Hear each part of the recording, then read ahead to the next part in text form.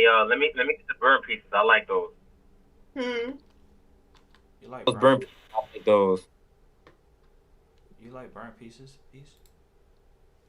Yeah, the burnt pieces that got like the best flavor to me. I'm playing around, bro. I'm saying you're a different type of dude. Legit, you know? Yeah, I'm playing. I'm playing. You was truly built different.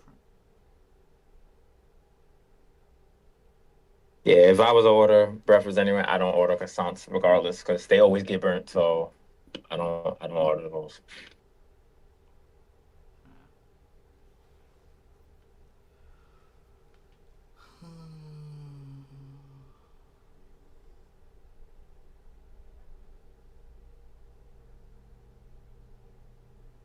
What a week! What a week! I still And I don't know how y'all order Dunkin'. Like Dunkin', if you got nothing around you, I guess that's good. But Dunkin', I don't like. I hate Dunkin'. yeah. I don't know. I like Dunkin'. I stop. Well, let me stop talking about me. Like it's just like I like Dunkin'. I wish I can really eat it right now. I've stopped doing the fast food right now, but um, yeah, I got two Dunkins by my place though. One of them actually just got built, so if anything, I could definitely walk to the. I can't order Dunkin' because unless it's like a donut, if it's like a item like coffee or like something hot, I just can't order it. Like, it's I just don't trust them enough to for it to get to my place and it be an actually nice food offering. Yeah, I get it. I just don't. I just don't. The only thing I ever get from them is like maybe they lattes or something like that. Other than that, I'm not ordering eggs, croissant, bacon, nothing from no Dunkin'. That's out. Completely out. At least over here, we got too many mom and pop bacon, egg, and cheese places and bagel places and all kind of stuff like that. So we don't even go to Dunkin' for that. We want to go to Dunkin' for the coffee, and that's about it. All right,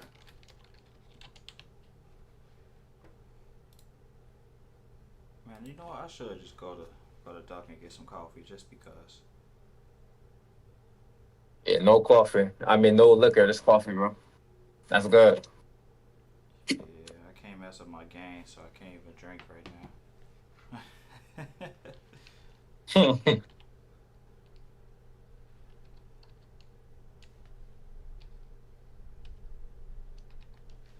Yeah, we're gonna get to the podcast very, very, very, very, very shortly. By the way, we are live, y'all. Peace. Um,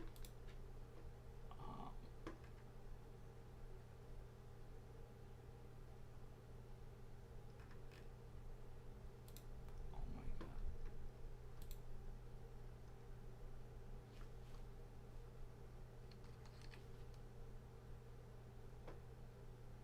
There we go.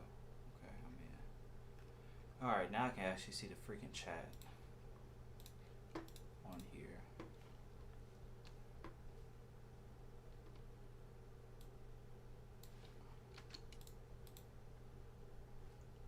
Do do do do do do do do do do do do do.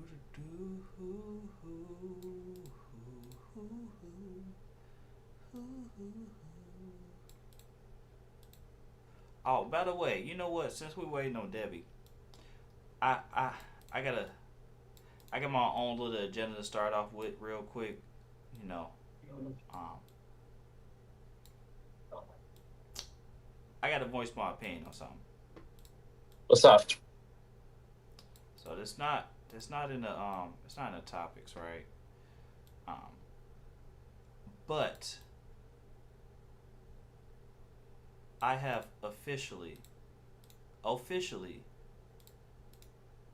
uninstalled predecessor from my console. What? Yep, I did You say you uninstalled predecessor? What? it. What You happened? uninstalled predecessor? You April Fool's joke or something? What you talking about? Nope. Debbie, you came back right on time too. Okay. So before we actually get into the official podcast, let me just tell y'all. Let me talk about Predecessor real quick. I uninstalled it. Okay, I uninstalled Predecessor from my console, because take out a little memory lane real quick for people that's not aware of what Predecessor and state of the game right now. So basically, right, y'all know, it came back from it was from Paragon, the PS4 game closed down. Epic Studios closed it down to focus on Fortnite. Blase. Came back under Meta Studios under Predecessor. It's been back, and at least like as a playable game, like an alpha and everything, since 2021. It was 2021. The end of 2021. If I'm not mistaken. So. No problem. Take care.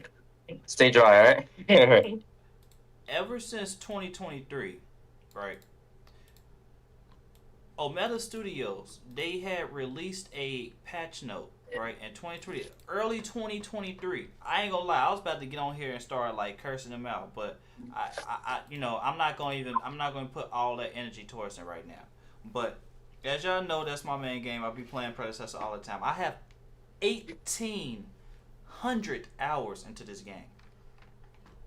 1,800, and that is factoring in idle time, right? 1,800 hours between PlayStation and PC. So in 2023, early 2023, Meta Studios pretty much confirmed a suspicion that I had, which was matchmaking was broken, specifically for me, and I mean like personally, specifically for me. So they kept trying to fix matchmaking. In early 2023, like January, February, they put out a patch note saying that they was revamping matchmaking because they was using like an old system, or like they was outsourcing it to another company, and they was hard at work on making their own in-engine code to do their own matchmaking. So at the start of 2023, they had revamped the matchmaking. They was using their own code, their own in-house coding for the game, and they said in the patch notes, if you guys, anybody listening that followed Predecessor, this was around the same time that the Amber system came in, so the new currency system to buy heroes, right? The same exact patch note. So they said that they doing their own in-house coding, and that they were aware that matchmaking has not been the best for people, and it was even to the point where there were outliers in matchmaking, where if you were predominantly a good player, sometimes the matchmaking would confuse itself, or at least like if you were good, but if you had games where there was like in a middle ground or anything like that, maybe you weren't the best player on Predecessor, but you were up there, you will be placed into like an outlier scenario or something like that, where pretty much matchmaking will be broken and you will be all over the place. You'll be getting put into games with new players. You'll be put into games with very experienced players. Point blank period, it was broken. So ever since earlier 2023, matchmaking been broken. Predecessor came out with ranked mode on my birthday this year, on my birthday in the middle of June. And with that being said, it was supposed to improve matchmaking because it was supposed to become more competitive because we have ranked mode, right? So it's September of 2024. September. From June on my birthday to September, I have still been experiencing the exact same matchmaking results as I have experienced, as I noticed, and as Predecessor of Meta Studios came out and said, ever since early 2023, I've been experiencing the exact same matchmaking. I put 1,800 hours into this game, and I am still getting put into games where people that are being put on my team that just installed the game and played the game. There should be no reason why I am being placed into these games at all whatsoever. Omega Studios just fully released the game. Now I'm coming to the close, right? I'm finna land my plane. I'm coming to the close of this scenario. But still, they just released a full version of the game. Right? A couple weeks ago. Full version. Really not big, no big of a difference. The only reason why they released a full version of the game is so that it can appear on Xbox. So Xbox players don't have any trouble finding the game. It's never been on Xbox. So they released it for marketing reasons, because their statistics show that Xbox players, the new Xbox players, are staying with the game longer. They're actually staying into these games. So they released the game just for marketing reasons, so that way they can keep Xbox players happy and keep more players coming in from Xbox, because they are keeping the retention over there. That's fine. That's cool with me. I'm okay with that.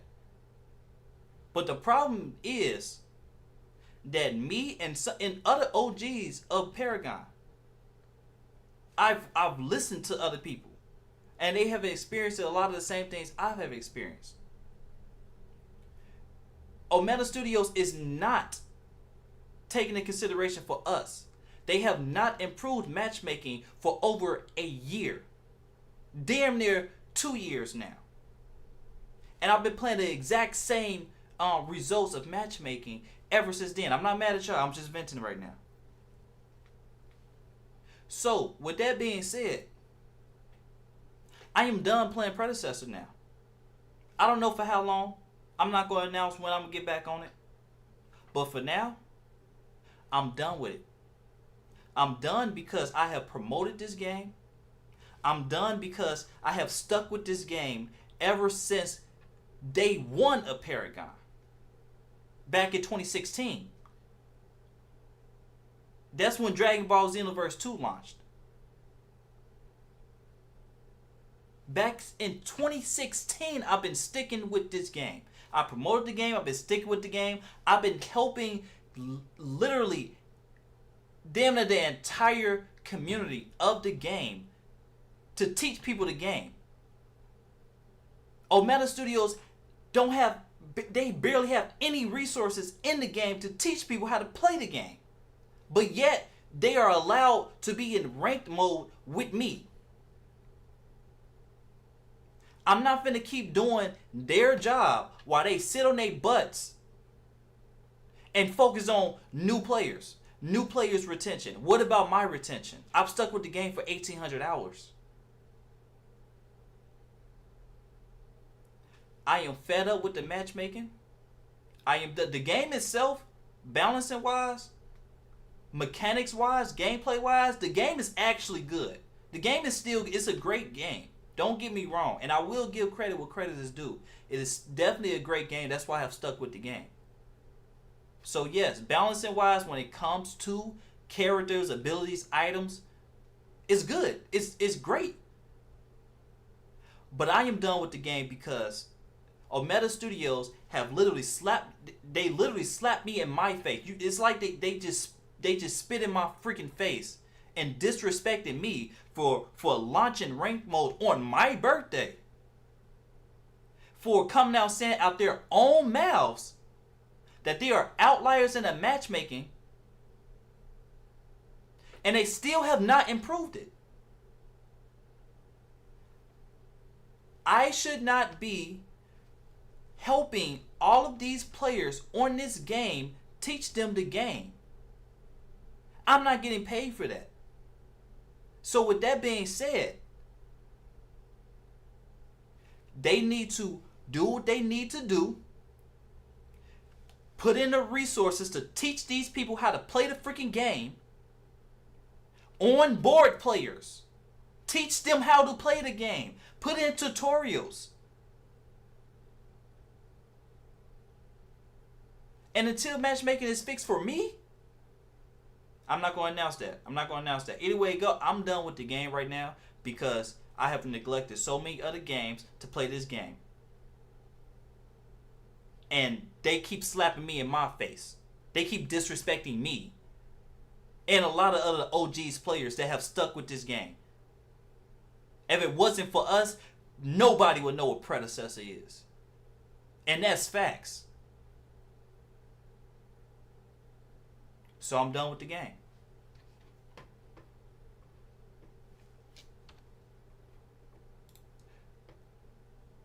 You speak your truth, Freddie. You speak your truth.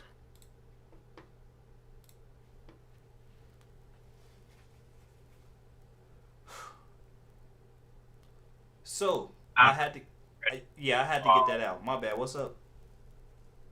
I said, out of respect for Freddie, I gotta delete the game now too, man. I gotta delete the game out of respect for Freddie. We stand in solidarity with you. Thank you. Thank you. I'm not gonna lie.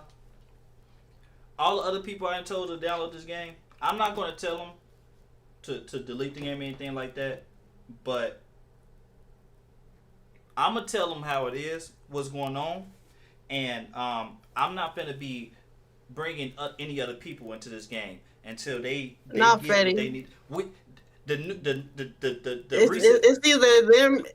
It's either you or the game. You gotta stand 10 toes with your decision. And I feel like if you brought people on, then they should, stand 10 toes and not play the game because you the heart and soul of predecessor. That's all I know it for. Let me stop playing with you. Let me stop playing. He's mad. Legit though, some people. You haven't told no lies, Debbie. Some people on my Twitter literally know me for predecessor. Literally. So you ain't even lying. But I'm not finna keep doing them favors. And I'm not getting anything out of it. The recent patch, the new heroes delayed now. They keep bringing. They have not finished bringing over all the original heroes from Paragon. So you've been on this game for they've been on this game for 2.5 years, however long, 3 years, and still using the same things that we had in Paragon. Yeah, they are surviving off of old stuff, off of an old game from 2016. The new hero that they coming out with delayed. How is this new hero delayed? And you only have 3 original heroes in the game in 3 years. How is this hero delayed? What have y'all been doing? Oh, y'all been banking and depending on the old heroes from Paragon. Y'all been banking and depending on the old skins, on the and then want to charge an arm and a leg for it. Y'all depending on the old map designs and stuff like that. Y'all bringing over this Halloween aesthetic to the map when that was in Paragon. We had that in Paragon. Y'all gonna bring the Christmas map over, which is literally the same map, but just redesigned for Christmas. That we had that in Paragon. I'm done with I'm not stupid. I'm not a fool. I'm done with it because all it is pandering bullcrap right now. And I ain't gonna lie, I was addicted to the game. Look, I was addicted to it, but I'm finna take accountability for that. It's a good game still, but I'm finna take accountability because I should have been on some other games anyway. But yeah, they pandering to us and they are relying on old stuff to keep this game alive. At this point, Omega Studios they proved themselves because they balanced the game well. You know what I'm saying? They made it to a lot of the changes they made from Paragon is a very well balanced game. But that means nothing if I'm not having fun, if I can't even be competitive in the game because there's no competitiveness in the game. You can't be competitive how the state of the game it is. But I'm done with it. I don't want to play the game no more. I don't want to deal with the stress of it no more. I'm done with it. But and we just all admire the fact that Freddie's hairline is super crisp right now. Appreciate that. Appreciate that. Shout out to my barber. Actually, let me get my pick real quick because I got a little. Yeah, it's kind of even, but I appreciate that. We look, man. Hey, look, I'm done talking about the game. We can get into our intros. Let me pick my hair real quick though.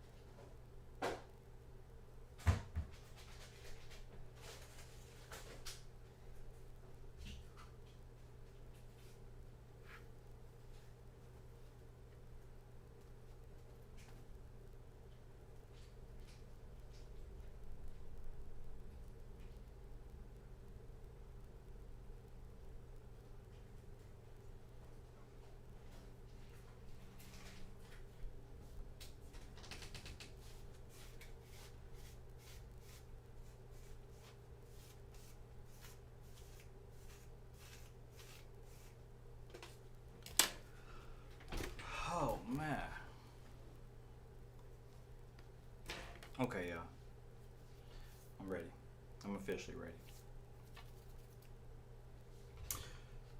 What's up, y'all? This is Freddie J Gameplay.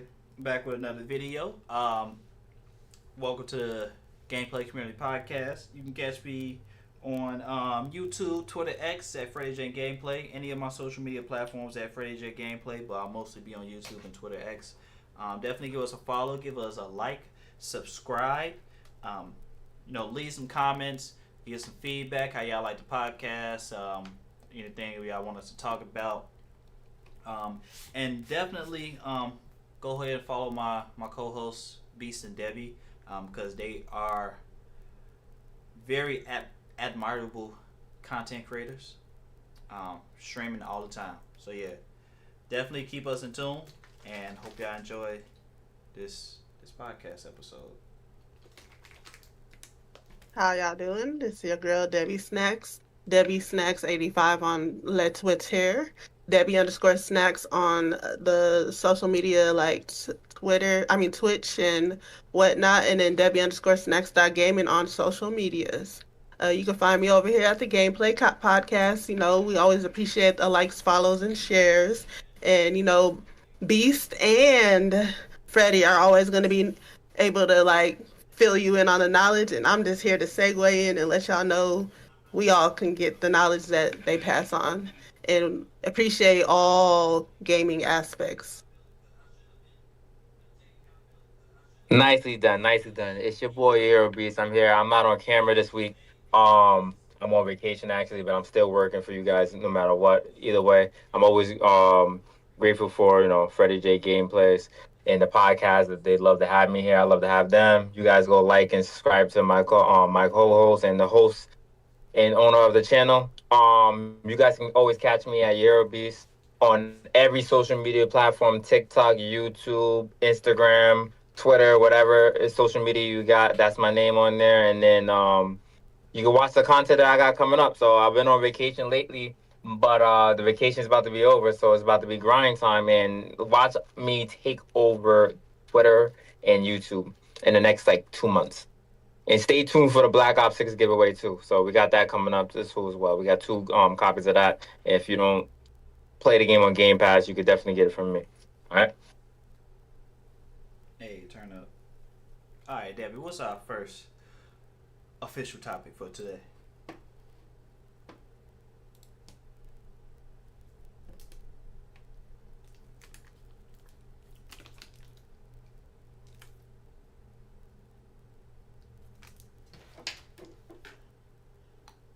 Hey, Debbie, I think you muted. My apologies. I don't know why. It's a habit. Sorry. Black Myth Wukong has sold 20 million copies in 1 month. The game sales are from both PC and PlayStation 5s. So what do y'all think about the numbers?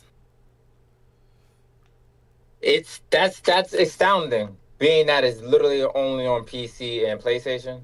Not to say that if it was on Xbox it would do any better, But the fact that a third party game sold this much, this is what Sony wants with their first party games. I don't think any of their first party games sold that fast, besides Spider Man 2 or God of War maybe. But it's astounding. 10 million. You said if you would have told me 10 million copies they would have sold, I would have been like, okay. 20 million and we only a month in, that's ridiculous. Kudos to the studio. Hope somebody purchases them quick because they got a successful formula.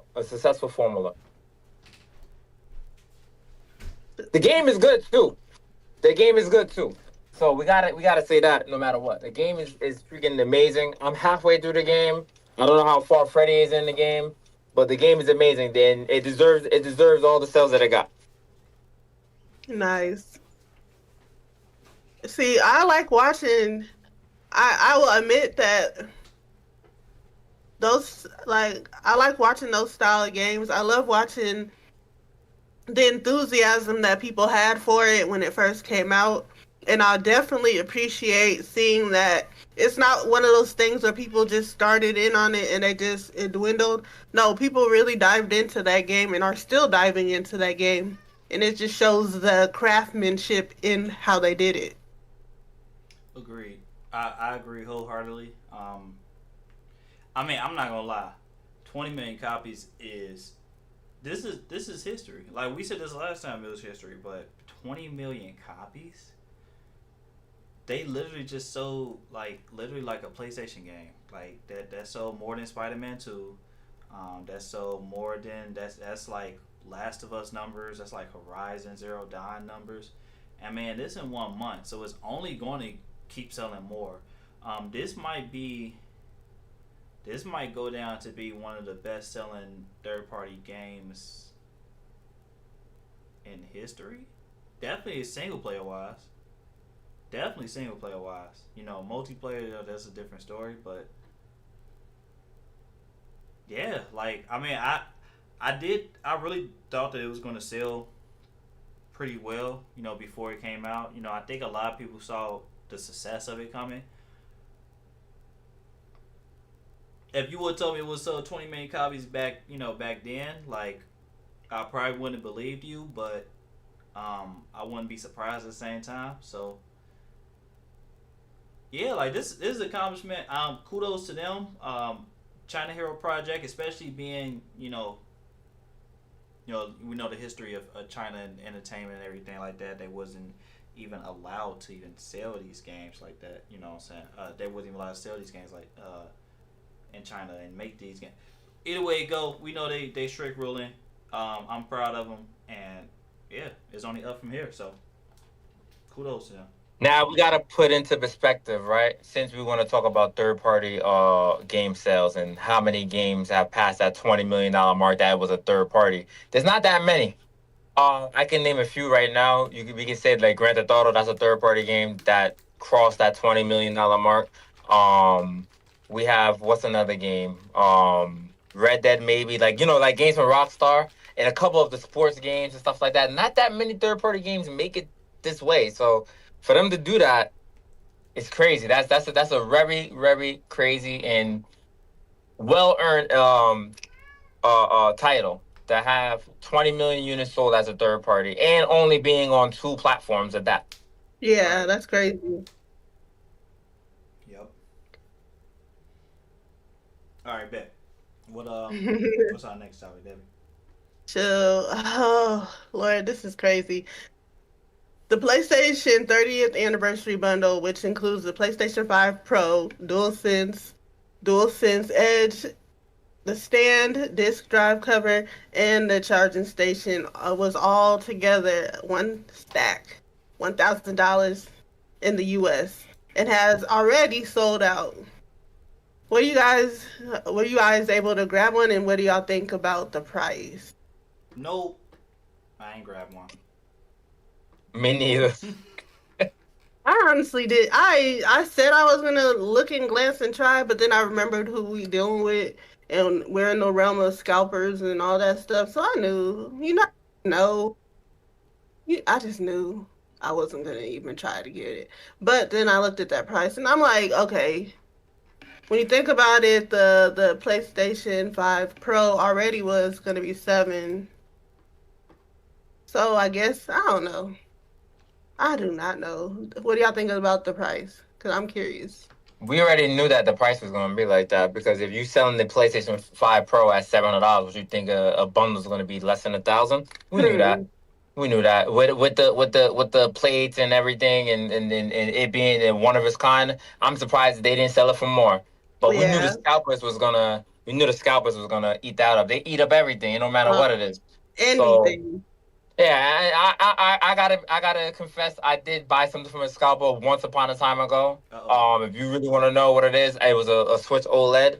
During the time, there was no switches in the whole state of New York.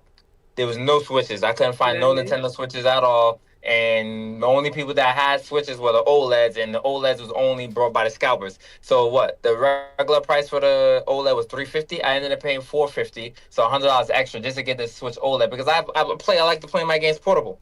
So I know what it's like, and I know what they was gonna do with that. All the scalpers are gonna eat up every single time. They got bots. It's so easy to get a bot nowadays. You can just get a bot, and if you got the money, he automatically just secures your spot, purchase it, and then that's it. It's ready to go on eBay or whatever you're trying to sell it on.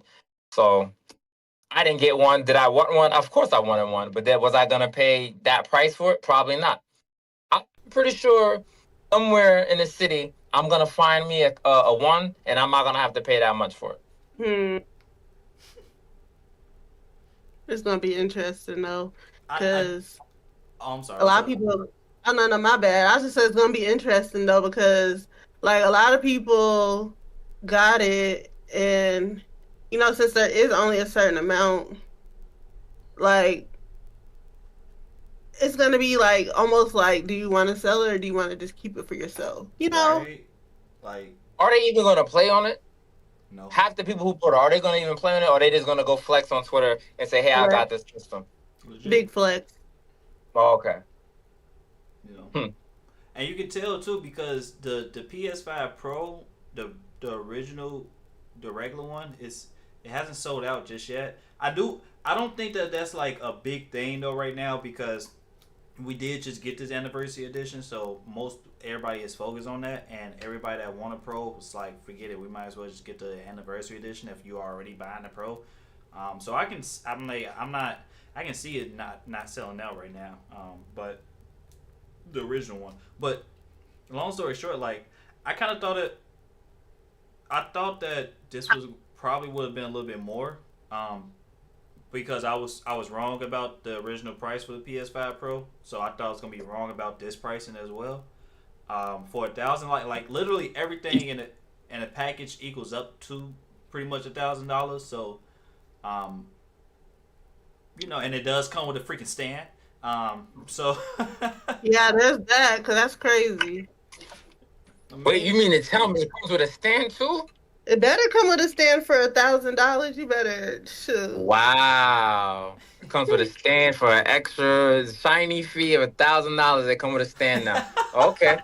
The color gray don't move me that much. Shoot, I don't know. Does the original PS4 stand work with the PS5 Pro? We don't know that yet, right? Good question. No, it don't, because the PS. I wouldn't think so, because it's bulky, ain't it? Yeah, the PS5 stand is a different stand than the Slim stand. Oh, okay. Yeah, the Slim stand is thinner, yeah, slimmer. Yeah, the PS4, so the PS5 Pro is kind of like the slim model of the PS5 then, but just a pro model of it. Right. So Yeah. it's not gonna feel as big as the original. Yeah, the same disc drive, the same disc drive cover, and the stand, all that work with both of them. Yep. So I mean that's kind of a cool thing, I guess. I'm just look.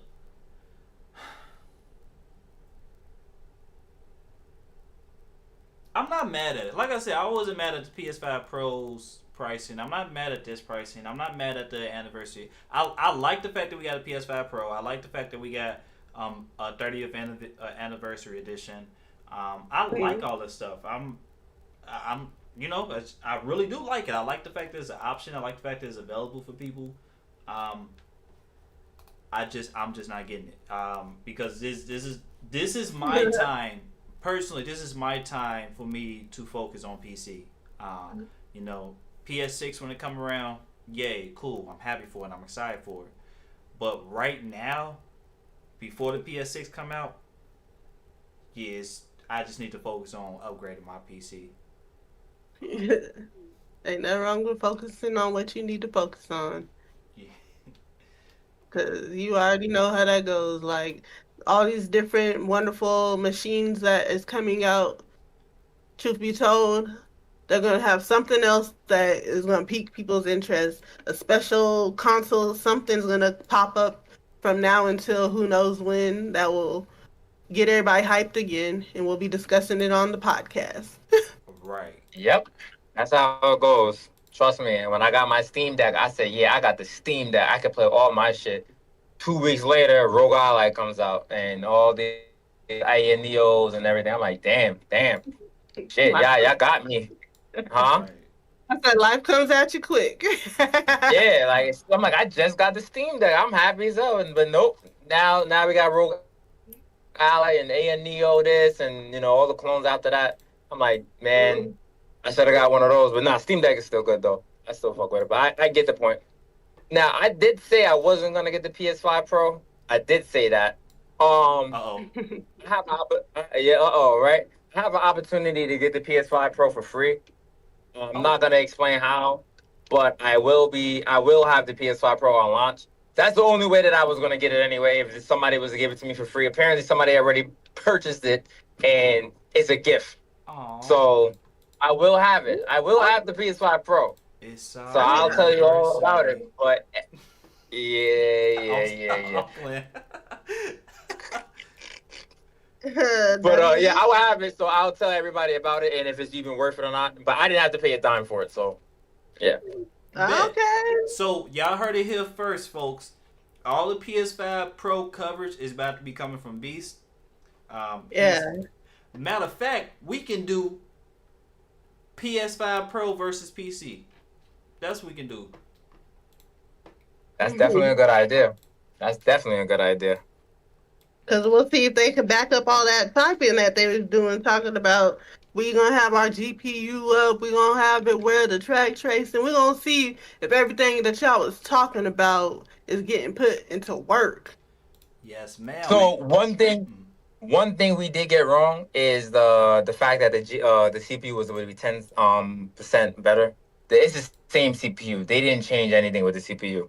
It's only the GPU that changed. I thought that they added a little more horsepower to the GPU, but you really don't need it because they already overclocked the PS5 as it is. So they're not adding any extra power to it. They're just gonna use the same CPU and then just boost the graphics up and then add some more bells and whistles for it to run smoother. I guess that's the part that makes games not run at 60 FPS on the current gen. Who knows? I don't know 100%, but that's basically what they're trying to do. Yeah, it all depends. Cause and which we are about to get into it right now, but like Dragon's Dogma is like one of them CPU extensive games. I know we talked about it before, but yeah, it all depends. Because like the different games would run differently. You'll get different results when you play them through the Pro. So since we are talking about that, I guess it's a good segue into the games that Digital Foundry had tested recently because they got their hands on the PS5 Pro. So you want to go into that, Debbie? Okay. Yes, sir. Digital Foundry was able to get hands on a PS5 Pro and had tested at least 11 games. There are a variety of the titles. These are the varieties of the titles that, including first-party games like Spider-Man 2, Horizon Forbidden West, but also third-party games like Dragon's Dogma and Hogwarts Legacy. So what do y'all think about their findings? I actually watched that video the other day, and a lot of the stuff that they were showing off So like let's get out of the question real quick. The first party games. Mm-hmm. We all know that the first party games are gonna perform. Yeah. No matter what. Whether it's Horizon, whether it's Spider-Man. I don't even understand Spider-Man one. Like when you showing it off, like it ain't that much more you can do with Spider-Man 2. Okay, the game runs at 60, then you got like 3 different modes. You have more than 3 different modes. You have performance, you got fidelity or ray tracing or performance or actually performance ray tracing, and then you got balance. Same ones that you have with Ratchet and Clank, because that's another game that they showed off, right? Yeah. What I would like to see the improvement is not with the first party, but is with the third party and how they can use that. Now, Dragon's Dogma, like Fred said, is a very CPU intensive game. I cannot see the PS5 Pro running that at 60 because a lot of PCs don't even run that at 60. You have to have a very, very powerful PC to run that at 60, and it's because of the way that they designed the game. The same thing happened with Elden Ring. Same thing happened with Jedi Survivor. So these third-party games that I seen running on the PS5 Pro from Digital Foundry, they were running at, some of them were running at 60, but Dragon's Dogma was not one of them. Well, they said that it reduced the jitter and it looks smoother. Like with $700, you just reducing the jitter? That's it. Fact. For $700, you're gonna reduce the jitter, and that's it. You're not getting no. So that's what I'm talking about. You didn't increase the CPU at all. The CPU really controls what the frame rate is gonna be. So I like the findings that I seen, but it just justifies the fact that it's not worth $700, and they didn't even peak the regular PS5 launch for PS5 yet. True. Yeah, I'm gonna be real. I think, and this is all subjective. Like I said, it's all subjective because I really do see that side of the coin. Like, is it really? Especially if you have a PS5, you know what I'm saying? Is it really worth it? I think it is worth the $700. Even though I wish it was $600. You know what I'm saying? Like I said before, I think the jump is good. Like I do like what I'm seeing. Hold on, there's somebody just jumped in. Is that I think that's lazy. Yeah, lazy. Okay, really quick, like I like what I'm seeing.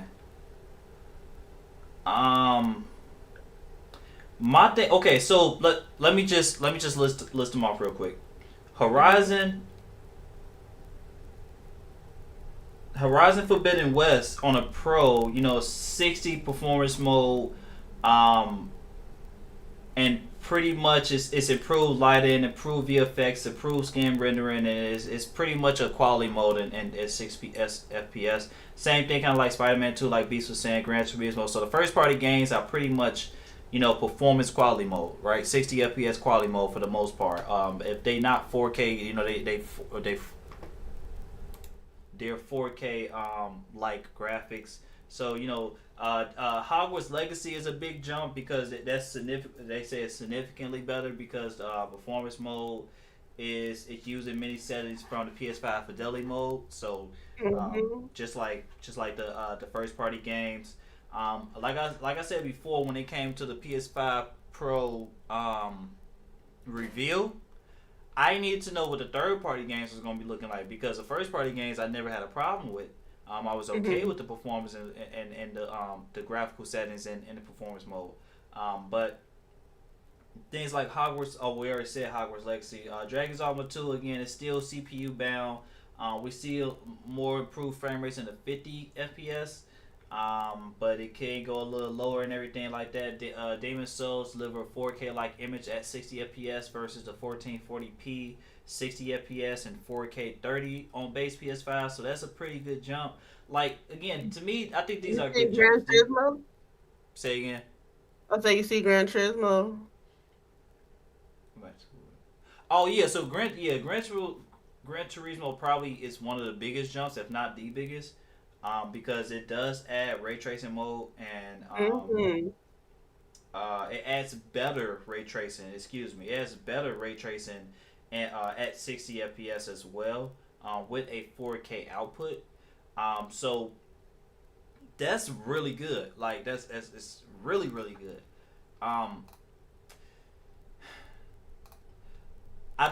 don't have a problem with anything like that. My thing is that these are still older games, so if they are improving these older games like that, and we're seeing a jump like that, what about the newer games? Especially when we got the report after we was talking about Concord being like one of the most expensive games that Sony has out right now, and reportedly the rumor is that they are investing into more expensive games than Concord that has not released yet. Again, those are rumors, but the way the game industry is going right now, those are believable because the games are getting more expensive and expensive. So what about those games? Like, are we going to be getting those games and having PS5 performance, like how we had PS5 performance with the newer games, like Spider-Man 2, like Hogwarts Legacy, like are we going to be going backwards? I mean, not going backwards, but are we going to be going back to the same thing as we had with the PS5?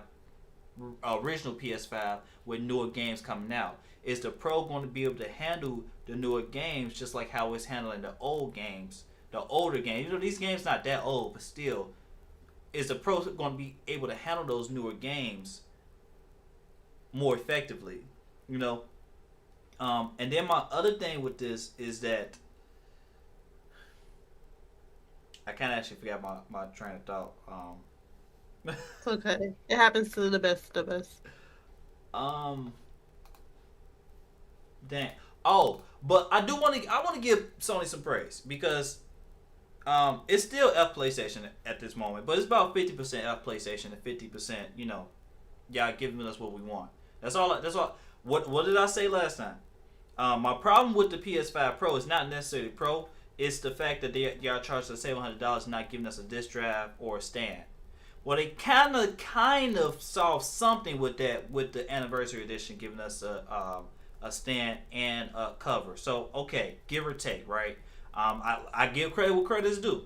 So that's something, right? Another thing is that I said I need to see third-party games. I don't want to see first-party games because I'm already satisfied with the first-party games performance.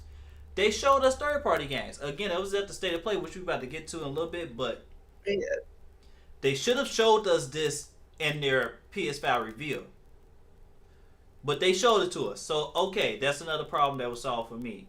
The third problem was that I needed at least one new game. At least one. And they showed off not necessarily all what it can do, but they showed off a new game. So, look, it's still F PlayStation about 50% of the time because, again, I need to be working on my PC and I'm not going to be going through this emotional loophole, emotional roller coaster like I just told y'all last 2 podcasts. That's one time, y'all. Man, like, look... And like I said, we was literally just talking about this the last 2 Podcasts. This emotional roller coaster. Like I'm so sick and tired of it. He's in a toxic relationship with PlayStation, y'all. Legit, and it's a freaking machine. It's a console. So just imagine, like, yeah. It's a lot of other PlayStation fans out there.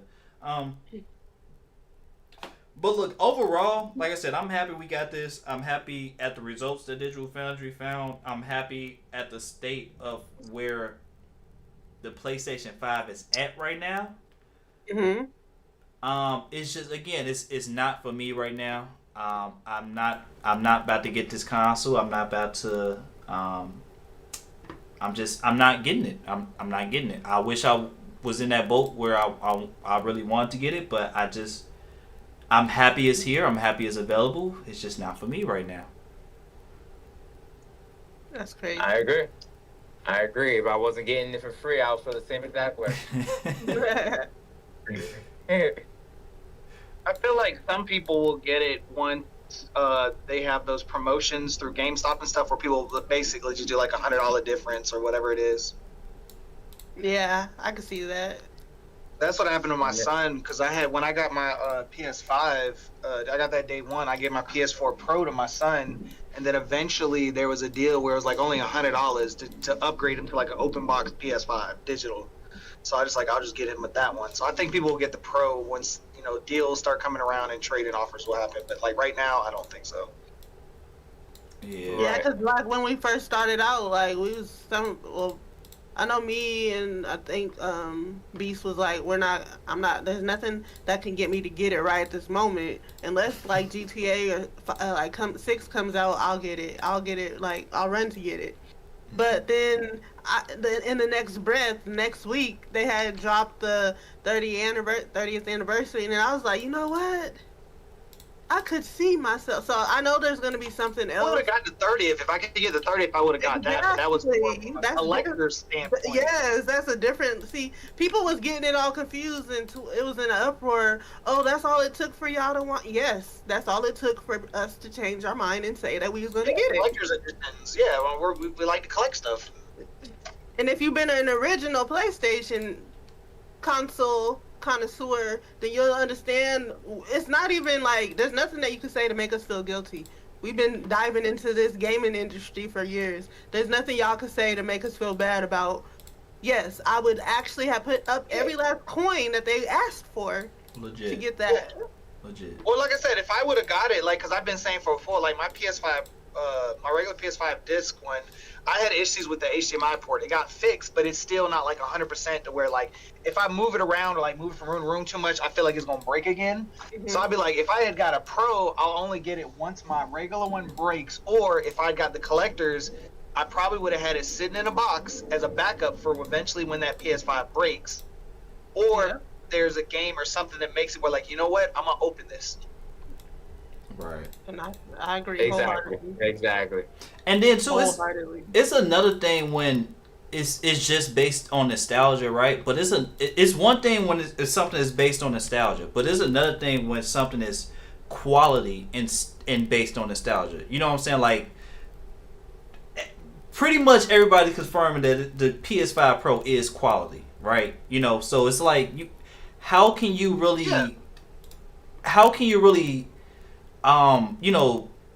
get on people about buying something that's going to work in their favor. You know, like again, we said a lot of us saying we're not getting it, but we're not harping on people as well that is getting it. If I was still primarily gaming on PlayStation like last generation, I definitely would get it.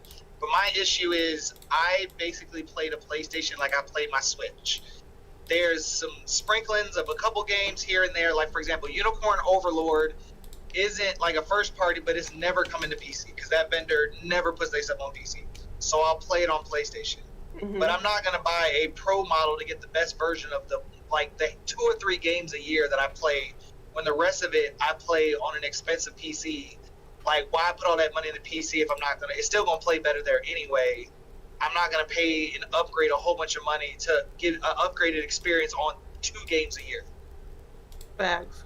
Because I noticed since I've been on my PC, only time I really like play like on my PlayStation games is if I specifically want to like play a game that either one because some of these files are crazy long. If I already have it on my PlayStation, ain't no sense in me like unless it's a game I want to like learn to do. Like I want to learn mouse and keys, so that's one of my aspects. If it's not something that I'm interested in, then I'll dive in and play like with my friends and stuff because they're already there, and then it's easy to just group chat through there. Other than that, no, I'm good. I like my PC. I like how it runs. I like how everything moves with it. Like I wasn't gonna dive in to get it unless there's something that I really want, like a specific game, or I'm a skin, like if you got a console like Ghost is the only game I can think of right now that makes me want to have a PlayStation, but I already have a PlayStation that can play that. I don't need a Pro for that. Facts. Legit. Exactly. So that's my thing. But when it comes to PC, the only reason why I prefer playing on my PlayStation than PC is the fact that I can just turn my PlayStation on and then play, versus having to do all the plugins and the updates and all that stuff. That's the thing I don't like about PC. And I do have a PC. So I'll tell you once you finish. I'll tell you something. And we'll go ahead.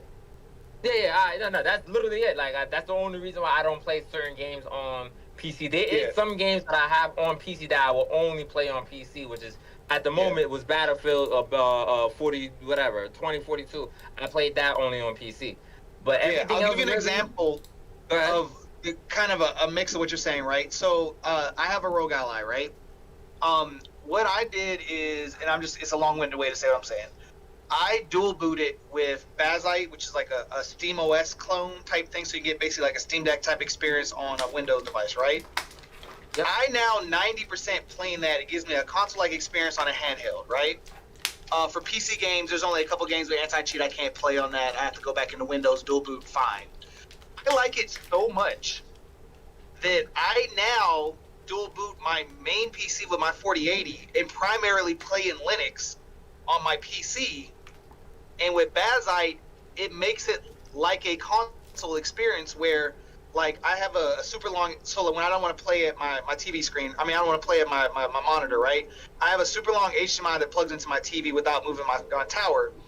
When I have it auto log in to Bazite, I can literally turn my PC on, it will auto log in, auto open up big screen mode on Steam, and I'm basically like a console-like experience on my desktop that I can then like plug it into my TV and get that experience if you want that. And I play majority of my games on that without dealing with all the Windows crap for most games. I like even now I'm paying God of War on the Linux side.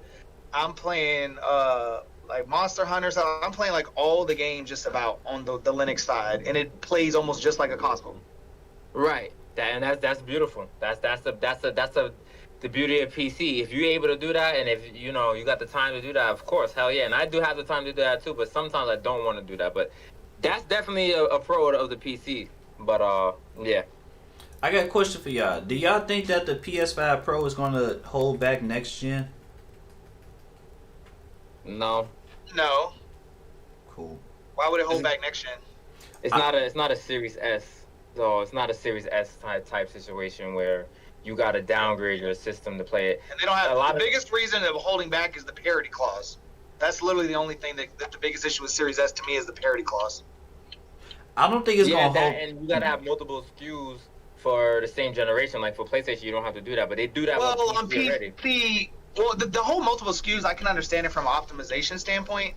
But still, like, when y'all keep talking about that, like, but on PC, they have all those other things that they work. Now, again, it's not the most optimized, but there's so many configurations of settings and stuff that, like, for some of these other configurations, it's just a matter of turning it on low versus medium versus that. And, again, there is some, I am excluding some, extra optimization pieces. But to be fair, a lot of game devs, at least from what I've seen, they ain't optimizing none of these days. Like for example, was it Dragon's Dogma, right? That just got a patch on PC. That's a more CPU specific bound game, where after that patch, it now runs like 20% better because they fixed stuff on the CPU, and that should translate the console as well because literally it had to do with CPU limitations. So a lot of developers themselves, outside of whatever they're targeting, aren't just optimizing stuff. They're relying on whatever technology to fill in the gaps. Like, just like, I'm going to call it Pisser, because that's what everyone keeps like calling it. People are going to start relying on that because I'm guessing third-party games are going to be able to use that too. But what I'm saying is I'm afraid that, like, on PC, developers people are going to start getting lazy, and depending on DLSS and FSR and Pisser and all this other crap to, like, not optimize their games correctly. I hope not. But that's exactly the reason. I mean, they've been doing it on PC for a minute. That's why Unreal 5 games always run like crap, and they their stopgap is, well, if you have a 40 series cards, you can just use the DLSS and the frame gen and all that, and you're good. Mm-hmm. The multiple SKUs though, that's exactly why I asked that question, because if I do have a prediction that we're going to keep getting a lot of cross-gen games next generation, but that's an assumption. I don't want to go too far into that because we don't know. But still, I'm gonna assume there will be based on this last generation. Majority, at least what I will say, and this is a feeling not based on any fact. I feel like a majority of newer people that are adding to the total population of gamers are people that are mostly playing free to play and all those other games, to where most of the people that like these other ones, they're just not, they're becoming less and less a percentage of the total. So they're going to start to be affected. And they're, again, those are a lot of the ones that aren't upgrading because they don't have to. Yeah. And if they keep doing it, of course the base PS5 is going to have to, that's still going to have to be in the race. I do believe that the PS5 Pro it's not going to have I don't think it's going to have a lot of troubles running next gen games. But the fact that it is that we still have the PS5, in that race, it's definitely not going to. That's going to be the least common denominator, or at least a lot of people are not going to like the looks of those games. It's going to be a lot of blurry looking games. It's going to be a lot of. I think it's going to be like this generation, where a lot of the reason the games look good and run really good for PS5 is because a lot of them are just basically PS4 games. Yeah, so I think the same thing's going to be with 6. It's going to be a whole bunch of, PS5 games that just have better hardware to run to it so they can get better frame rates and better low fidelity things.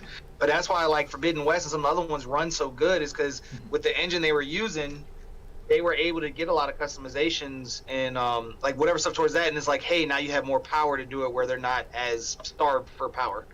Yeah, and I got the same fear though, Jack. I got lazy. I got the same fear though, as far as I just want them to optimize the games more, because I still think the PS5 is a pretty decent, as far as hardware. It's still pretty good.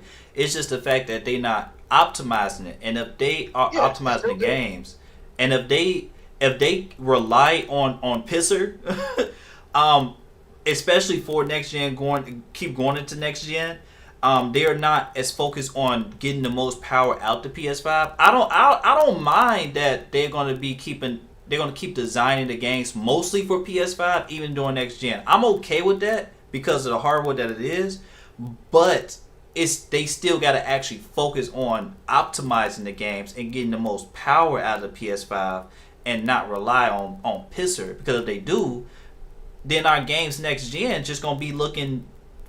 It's gonna be literally the same thing we got right now with the PS4. You see people. I don't know if they're being genuine or not, where people are saying, "Hey, that new Ghost game is a downgrade, or it should look way better than Ghost of Tsushima and all that stuff." I'm like, in all honesty, if they just kept the quality of Ghost and gave me better, whatever, maybe turned up some stuff like they did, I'm fine with that. I don't know why everyone's constantly changing or chasing this better quality, whatever stuff, but then they also want the better frames and all that. And I'm like, you can't ask for everything to go up and expect the power differences in these generations aren't as much as what people expect for what their expectations are. They want everything way more beautiful and to run as good or not better than last gen, but you got to pick one. Facts. They want to be swept off their feet every generation, no matter what. They sound like they want a PC. That's all I'm. Yeah, there you go. Facts. That's all I keep saying. I'm not trying to say it as a negative. It's just a lot of times I hear all this stuff that they want. I'm like, it sounds like you want a PC. If you want those things, you're just gonna have to pay for it. And speaking, actually, one last thing before we get into Ghost of Yo Gotti. I do want to say, for people that's not, look, if you don't have a PS5 and you're not focused on building a PC, a PS5 Pro is a good option. Like it will be a good option for you, right? For people that's listening, that's in that atmosphere, right? We are not in that atmosphere right now, but if you are, it's kind of a no-brainer. Because it's honestly like that's a 4070 right there, right? PS5 Pro is literally doing the same price as a 4070 GPU. So all you're doing is paying for the GPU, but still, it's a good brand. It's a no-brainer for you guys. If not, if you're not in that position, hey, you probably gonna be sounding like us. But speaking of the Ghost of Yo Gotti and sequels and everything like that, new games, they just announced another game. PlayStation just announced another game for Sucker Punch, and they just had their recent state of play. So let's get into that. What's up with this, Debbie? Hey, Debbie, you muted. My bad. My apologies. I only do that in between because I don't want to interrupt when people's talking with my explanations. I'm a gasper or a sire, so when y'all be talking and y'all go on, I be like stuff. So I just mute. He said, So, PS5 Pro or PS5 Pro. Oh, why they keep talking about this again? Oh, that's what she be doing, but she muted so we can't hear it. She probably talked to her cousin like, yeah, they just still talking right now. You hit it. I'm so sick of these guys on here, bro. Why they? Why? Never mind. see my mouth talking. I was like, girl, I'm gonna call you when I'm done handling my podcast with these fellas, cause y'all be like, I love it. It's like no shade to my fellas, but I don't ever want to hear nothing about how females talk, cause y'all men do the same thing but different. Yo, like, Fred, I ain't gonna hold you, Fred. I kind of was reading her lips when she was on the phone with her friend. She was like, "Yo, who that guy with the fresh haircut? He's smooth as hell. The way he talking, that's oh shit." I literally heard her say that. As it read her lips. I'm playing. No, it's okay. You're speaking the facts. No, I'm playing. All right. What we get? No, my bad. Let's get back. Let me get back. The state of play has returned with PlayStation presenting a number of games and updates for released titles. During the state of play, the PlayStation 5 Pro and the games that the system will improve, including third-party games which were absent from the initial reveal from the PlayStation 5 Pro, were presented. So, Freddie and Beast, what do y'all think about the state of play? It's a state of play. It's a state of play. It wasn't a PlayStation showcase, from what I say. I like a lot of the stuff that they showed. I knew when they was gonna release or talk about Horizon that they was gonna do the $10 upgrade thing, the same thing that they did with the Last of Us and stuff like that. So I knew that was coming, so I knew that wasn't a big deal, and I don't know why they remastering it. Once again, we talked about that last podcast. Yeah. But that some of the other stuff they showed was pretty good with the 30th anniversary and the stuff like that. But the surprise was, see, this is the thing about the state of play. The state of play is only the appetizer, and the damn PlayStation Showcase is an entree. They're holding back. We don't know 110% what they got going on, but they're holding back. That's all we need to know. They're holding back. They knew Sucker Punch had this in the cut. What do you think Naughty Dog? Because we haven't heard from them from Naughty Dog, right? What do you think Naughty Dog got in the cut? What do you think Santa Monica got in the cut? What do you think all these other studios got in the cut? They all got something in the cut. Sony just don't want to tell you what it is yet. They holding off, dragging it out. So when we heard about the new Ghost of Tsushima or Ghost of Yatu game, I was excited for it because I love Sucker Punch. Sucker Punch and the first Ghost of Tsushima was a very, very good game. Came at the end of the last generation. Beautiful game, and they deserved the chance to make another one. Even though I think they should have still did Days Gone remake, or not remake, but a sequel to that. But either way, they doing that because Sucker Punch is the one that makes. No, Sony Ben is the one that makes Days Gone. I'm sorry, but either way, I like that. That saved the state of play to me. Was that everything else really I didn't really care too much about, but that game, Ghost of Tsushima 2, was the game to save the state of play. But we always have to keep our expectations down when we talk about a state of play, because state of play is state of play. Appetizer versus entree. You're not getting everything from a state of play. Now, if they say PlayStation Showcase and that was the only thing they showed in the PlayStation Showcase was that, then I'll be disappointed because it's a showcase. But it was a state of play. So that's what I gotta say about that. I'm excited about the game though. Yeah, we're gonna talk more in depth about the Ghost of Yogati pretty soon. But state of play itself, that was a big thing because it pretty much did save the state of play for the most part for me. I'm gonna be real with you. I'm finna judge the state of play. I don't grade state of plays. I don't think it's necessary to. But look, either way it go, this state of play, like B said, this is not a showcase. It's not meant to have all these whole bunch of first party games out here. Sony is in a new era where they are not announcing and releasing a lot of their or they're not revealing a lot of what they got in the tuck. And it makes sense why Sucker Punch waited and Sony waited to announce this game because, of course, you know, a lot of people gonna make the comparisons to Assassin's Creed Shadows this year. I mean, this time around. So they definitely kept it in tuck until Assassin's Creed Shadows got out, and you know they want to show this to compete with that game. So yeah, but the state of play itself, like I like the state of play because one thing Sony is good at, they are really good, and they getting even better at it. They're good at marketing. Like they're really good at marketing. It's the confidence for me. You know what I'm saying? Like, you know how y'all hear that a lot, right? For me, it's the confidence. You know, I do like the confidence. I do like when people are putting their product out to you and are really like upfront with themselves and upfront with the product. You know, confidence when it comes to business and marketing is a pretty good thing. Like, but besides the point. I like the Astrobot aesthetics. You know, I like the mascot. I like the color. I like it. Looked like Sony didn't just put this together. You know, they didn't just like half-ass it. You know, they put it together, and of course we mostly have to focus on the games, right? Because that's what we are. We're here for the games, but all this other stuff matters, and people keep just not to even talk about other people.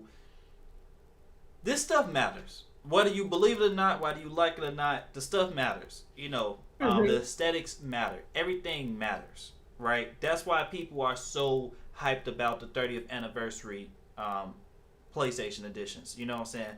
Because it matters. It really does. And I like the presentation. It almost felt like it was a showcase, but they didn't have to they didn't have to be I'm losing my train of thought. I'm trying to think of the word. What's the best word for it? They didn't have to be subject to a showcase. They didn't have to be dependent on a showcase or whatever. Either way it go, the stuff they announced,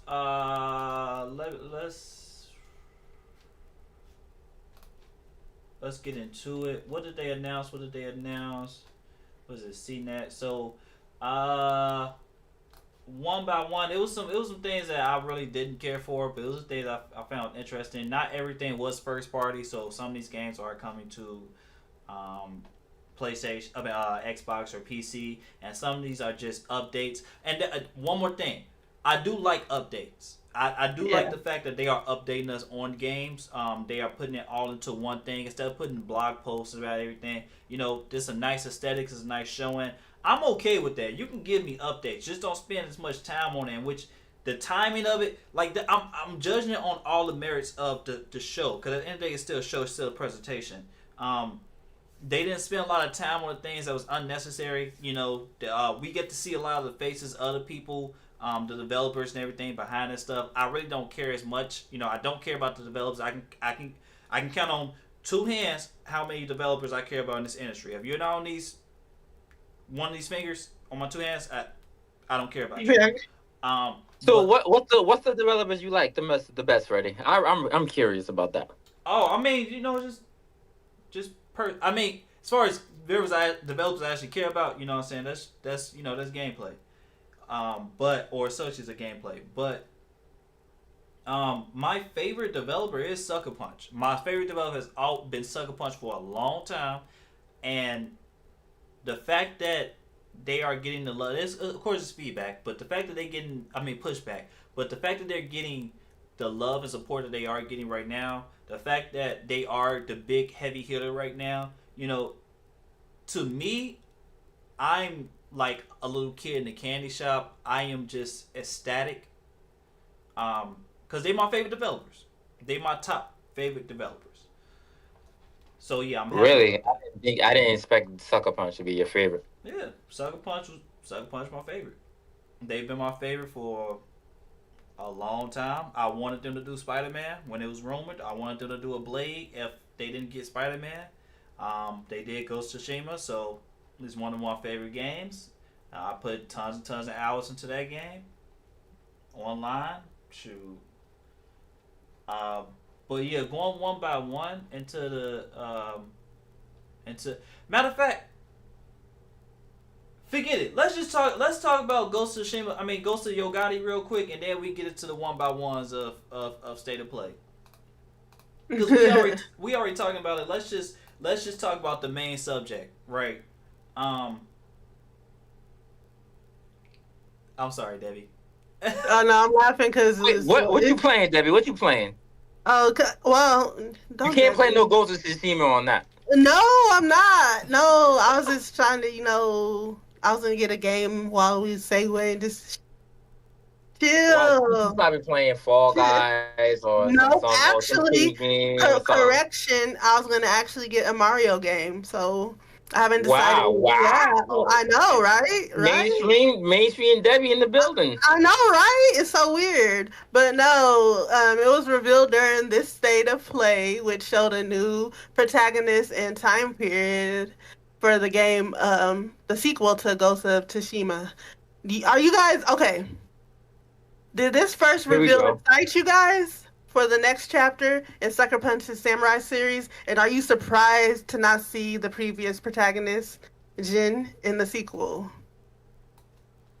You want me to handle that first? Am I surprised that we didn't see the original protagonist? I am surprised that we did not see the original protagonist because he's like tied into that IP and everybody knows him. He's so memorable. And if you played the game, you would know why. Towards the end of the game, why he ties in so well with this franchise. But am I surprised that it's a new protagonist and stuff like that? Not 100%. I don't want to spoil the game for anybody, but the game does take place in the future events of the original game. So I'm not mad at it. I'm not mad that they chose that. I know a lot of people are mad because this is the rage that the girls it's a female, right? Yeah. For some reason, anytime it's a female, somebody got a problem with it. No, correct. Pause. Let's come fully correct. Anytime there's a female protagonist, men have an issue with it. It's so crazy. Like you could say that exactly. So I say people in general. I don't want to just particularly name a genre, a gender. Me, yeah, I don't care. Yeah, you don't care. I get that, but I don't understand why. What's the problem of it being a female? The same reason it's a problem that the protagonist in Grand Theft Auto is a female. Mm-hmm. I don't understand. I don't get it. I don't get it. It's a fucking female. What does it matter? You're playing the game. So that has nothing to do with your gameplay. Just because she's a female, you're gonna play the same way that, unless they differentiate. Because I know like one game, Assassin's Creed, what was that one? Syndicate. They differentiate. Yeah, they differentiated. Like she couldn't do some things that he can do, and he couldn't do some things that she couldn't do. Unless they differentiate, it doesn't matter what the hell gender you play as. The game is gonna be good. I'm hyped for the game because I didn't expect Sucker Punch to be making this game this fast when you just had Rise of Roman and Assassin's Creed Shadows. I'm like, they're not gonna make another Japanese-based game. They're not gonna do that, but they did. But this will be the best one of all of them anyway. Regardless, we are most excited about this Japanese base game out of Assassin's Creed Ghost and Rise of Roman and all these other games is out, right? We care about this the most. So I don't get why. What was that? I said, nah, y'all do. I'm ready for Shadow, but that's just a different. See, she got to bring that up in there. I'm not even gonna say, With that is a topic for today too. I'll get on that later too, because that is definitely a topic too. But besides that being a topic, we're not talking. Yeah, we're not gonna talk about that just yet. I'm gonna get on you later about that. But so I'm genuinely excited for the game. Ghost of Tsushima was such a good game. This is from the creators of Infamous. I wish they would have fucking made that game again. I know Freddie wishes it too. And just like Freddie said he wished that they had the rights to Spider-Man instead of Insomniac. He wishes they was doing Wolverine instead of Insomniac. I agree. I 100% agree because they're used to making games like this now. Is Insomniac not up to par? No, Insomniac is definitely up to par. We see how Spider-Man came out. That shit was great. But Sucker Punch doing that would have been a little better off than Insomniac, I think. So I'm still excited for this game. I don't give a damn if it's a female protagonist. That doesn't bother me in the slightest at all. Uh, I can't wait for this game to come out. I platinum the damn game, and I played Legends, and I played the online version of the Ghost of Tsushima, the first one. So I'm definitely excited for this one. Nice. Yeah, I'm so a lot of the same sentiments as Beast. I'm surprised. I'm surprised that this is a different protagonist. I don't hate it though. I'm not mad at it. I'm not mad at it at all. It's just I really had in my head that they was going to, and I'm not gonna spoil anything. But the first one, it kind of set up a sequel, honestly, very well. Like, it's the fact that how well Ghost of Tsushima set up a sequel with Jin's story. But I'm not mad at the fact that they're doing a sequel with, like, they're doing an anthology, whatever you call it. They're doing a sequel with another character, another time period. They're doing an anthology. Anthology, Yeah. thank you. So, like, and honestly, they can have like a half sequel with Jin to continue his story too, if they wanted to. Like how they did like Spider-Man Miles Morales or like Lost Legacy. You know what I'm saying? I tried Lost Legacy. Of course, they're going to be doing it with the very, very main character, but they can still go that route, you know? Either way it go, with the sequel, this is what I don't understand about the feedback and the pushback that people... I really think that people just got on the internet way too fast. I really think that it was... I really think that it was way too fast. Because it's a sequel with a female, right? Let's go back to Ghost of Tsushima. Everything in the game is realistic. Mm-hmm. Everything is... That's why we like Ghost of Tsushima, because it's hyper realistic. Okay, so you got a samurai, you know, turn to like the ways of a ninja, right? You know what I'm saying? But either way it go, everybody in the game had one sword. When you jumped on Legends mode, and Jin had all his abilities unlocked, right?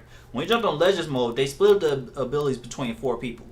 There is a female lead in Legends mode, right? And one of the 4 characters, there's a female. The woman has a bow and arrow, just like how Jin has it in the first game, but he had everything, right? But they split up in the Legends mode. She has a bow and arrow. The other, wait, if I'm not mistaken, she the only person that can get a bow and arrow. If I'm not mistaken, her class is the only person. The reason being is because she's a woman. We all know that men are genetically bigger and stronger than women. That's just how life works, right? That's just how it is. So, obviously, she's not going to be able to do the exact same things that the men are doing. That's why they gave her the bow and arrow. The sequel has 2 swords. She has 2 swords. The first game, you only had 1 sword.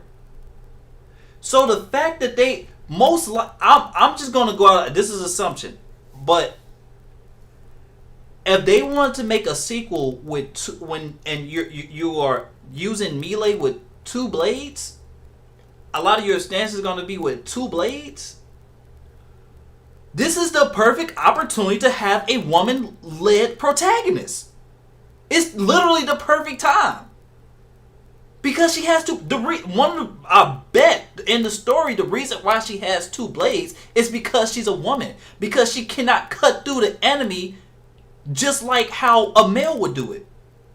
You know, of course there are exceptions. Of course there are, women with more discipline than a man can get, bigger than a man. I'm not talking about the exceptions or anything like that. For fighting style and to be realistic, since she's a woman, have her with 2 it's literally perfect.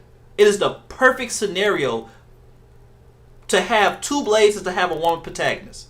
So this is what I don't understand about the pushback that this game is getting. Because it seems like people are not understanding the concept of the game in general. And that's what I'm having a problem with.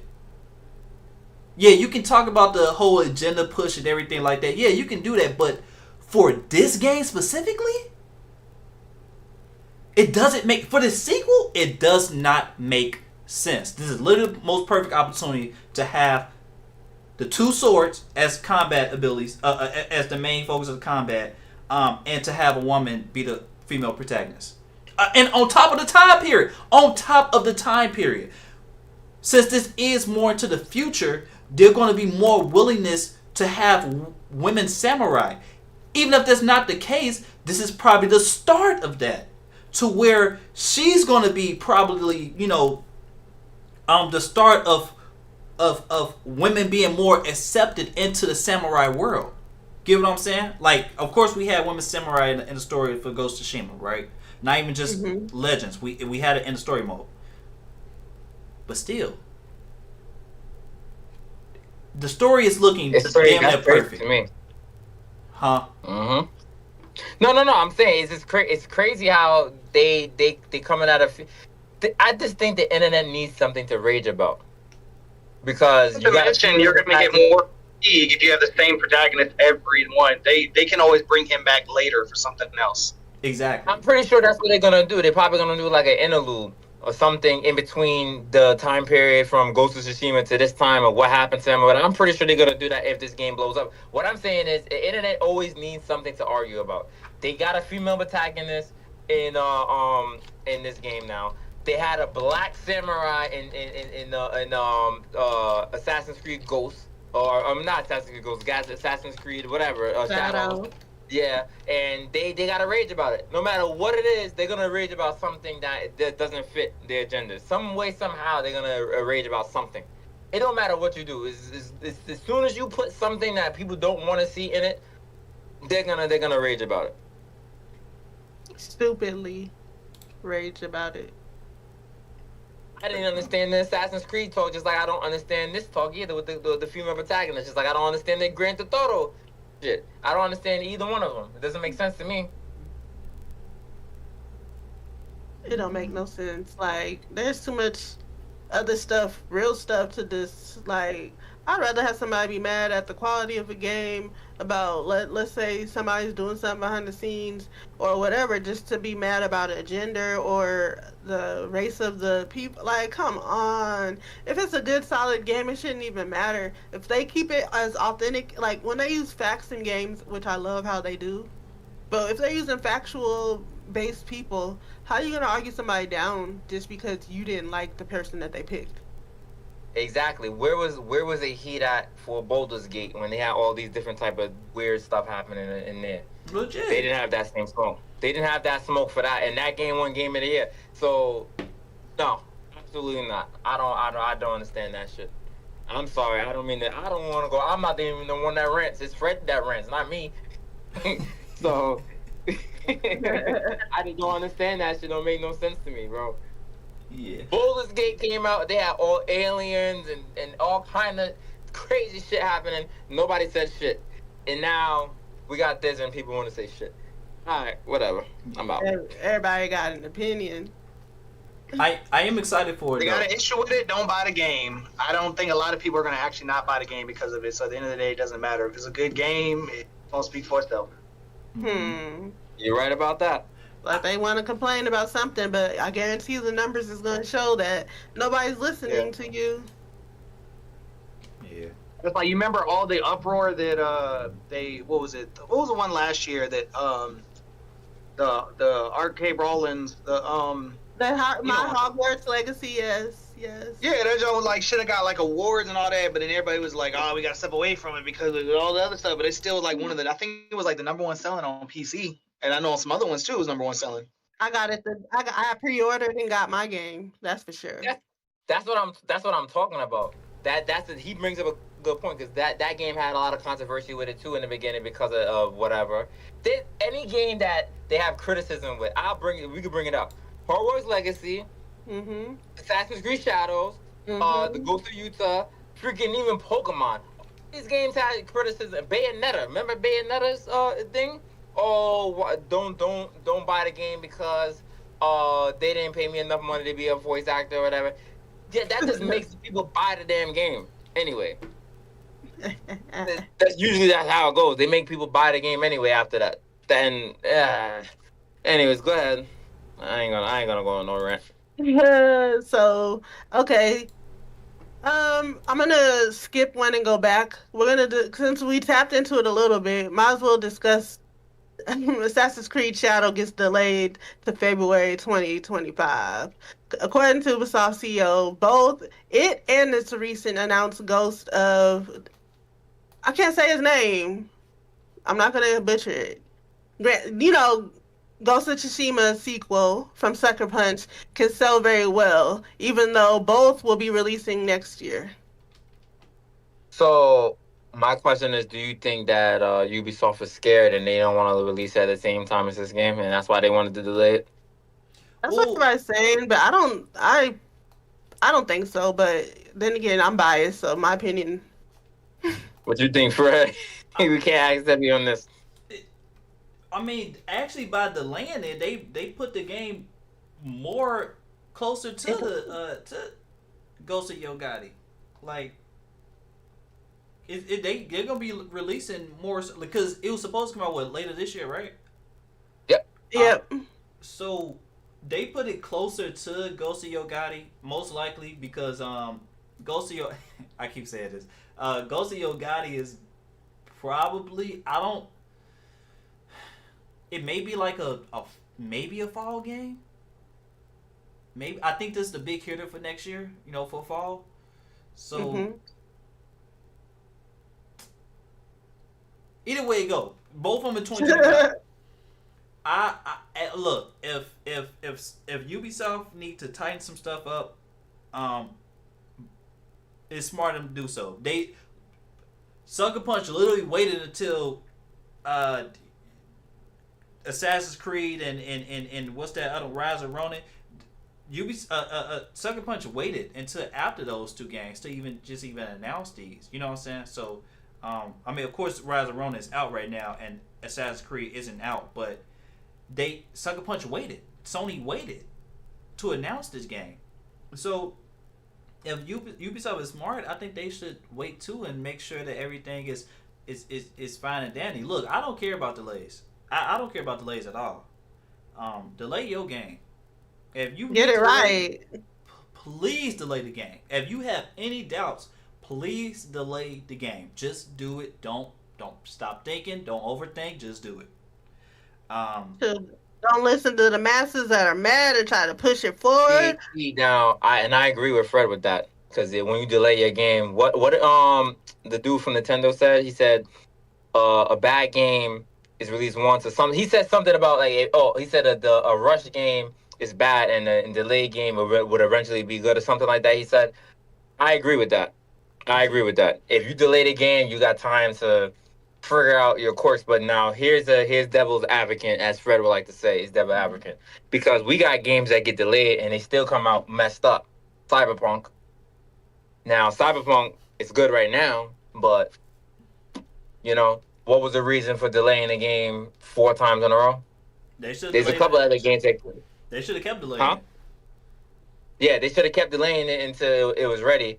But I don't know. And from CJ and Sony, by the way, if you're listening, please buy CJ Product Red, because you guys could use them. That fits into your single player narrative perfectly well. But anyways, yeah. It does. It fits right in. I wanted them to buy BioWare because one of my favorite games is Mass Effect, and unfortunately, that's not gonna happen. So whatever. But besides the case, they delaying the game. That's I think it's good, but it's Ubisoft we're talking about, and how bad could a Assassin's Creed game be? What difference do you think the Assassin's Creed game is gonna be versus the Mirage and the older style? I'm guessing Shadows is still piggyback off the older style versus the Odyssey and Valhalla and Origins. Correct, Debbie? You're the Ubisoft expert. Yes. So, keep talking. How bad could it be? How hard is it to make an Assassin's Creed game that you have to delay it? Has any Assassin's Creed game ever been delayed ever? I don't Not know. not to my knowledge, no. And I've been loving that game for a while. Yeah, me too. Me too. I'm just saying because like, but what is the reason for the delay? That's a very good question because Assassin's Creed is basically an annual title. Yeah, it's a game that comes out every year. So Yep. what is the reason for the delay? That's what I'm trying to get. It doesn't make sense. So do you It think doesn't that they're running from it or a competition in your opinion, or do you think that they're trying to get a better standing to compete? Because you can look No. at it in both ways. No. Because Fred just said it. They when they delayed the release, is moving closer towards Ghost of Yagati. Mm-hmm. It's moving closer. So why would you want to move closer to that? Whether you got holiday season this year. Games sell in the holiday season. Yeah. Mm-hmm. Oh, little Timmy, what game do you want to play today? Oh, I want Assassin's Creed Shadows. All right, we're gonna get you that for Christmas. Right. Christmas is coming up. Now you're talking about a game after Christmas. Right. Come on. With the I don't PS5 understand Pro. Yep. Yeah, and to keep playing devil's advocate with you, I ain't gonna lie. It don't have competition right now. Like, what else is releasing during this time besides Call of Duty? Like, those are the freaking hood titles right there. You got Call of Duty and Assassin's Creed. Like, These are the titles that every Christmas the first thing you say is, "Hey, do you want that new Call of Duty game or do you want that new Assassin's Creed game?" yeah, the casual collection right there. And again, it's not anything bad. It's just the fact that that's how popular it is. That's how many people go out and buy and look forward to Assassin's Creed. You know what I'm saying? It's a casual market. So people expect the Assassin's Creed during Christmas time. You know what I'm saying? We got the Pro, we got the new Assassin's Creed, we got the new Call of Duty. I'm actually I don't know. I don't know what the delay. I can't even think what the delay is. Looking at the game, like, it looked like it can have some improvements, but at the same time, it's just like, what is it that made y'all not only delay the game but move it closer to y'all biggest competitor right now? You know what? I know the reason why. It's not polishing. It's not anything.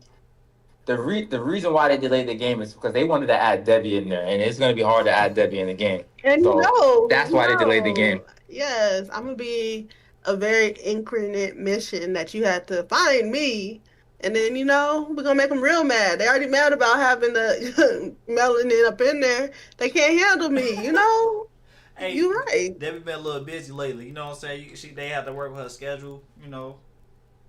Time restraints. February just seemed like a good time. Had to fly out to their offices and stuff like that, and they ain't done the voice capture in the mocap. Give them some time to polish it up and let Debbie shine. I'll let y'all know. I'll keep y'all posted and updated on the success with me at it. I'm just Look, Debbie's about to be the exclusive assassin. She's gonna have like magical witch powers that nobody else in the game ever has. She's gonna be like the legendary assassin that we've been waiting for this whole time. That she was hidden. Remember the hidden ones when they had the DLC for the hidden ones? Well, Debbie's the hidden one, and she's gonna be the one that's gonna be in the game. And you know this. Okay, so Stellar Blade gets a number of updates, including a new photo mode, which was notably absent from the launch of the game, and it improved the body physics for Eve. In addition, Sony is being sued with shift up from the title of their game by a film company called Stellar Blade. So what do y'all think about this news surrounding Stellar Blade lately? Hey, look, I would just say, like, I'm not a lawyer, anything like that, and clearly, I'm not the best prediction of these lawsuits, I guess, because of, Power World and being on PlayStation State of Play after that last podcast I just talked about. We still don't know how this is gonna go, so give or take that. But I don't think this may not be like the strongest lawsuit because many things have done this before. Like, movie titles and video game titles have been been duplicated, I guess, from companies' names. So I don't know how far this is really going to go. I don't think this is really like a truly big lawsuit. I don't know. As far as the game, the only thing I could say is that it might, and I'm not saying it has a standing at all, but the only reason why I could say that it might is just how close in industries. The gaming industry isn't as far off as the filming industry. That's true. So who knows what they want to do in the future with their production company, and you don't know if they have anything like in the future in the works where they could want to like do some kind of adaptation or play on their company's name. And they are a film production company, so it's like, do I think they have a standing? Not really. But trying to be hindsight's 2020, you never know what they're gonna do with their production company. Yeah, that's what I'm trying to say. Like, yeah, I don't understand that. That's another thing I don't understand about the that. But when it comes to the Stellar Blade, I didn't think Sony would have did announce the DLC.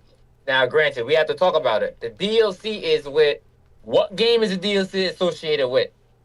One of my favorite games of all time, Nier Automata, right? Oh, so yes. I got excited for that right off the rip because they play exactly the same. And I said this a long time ago.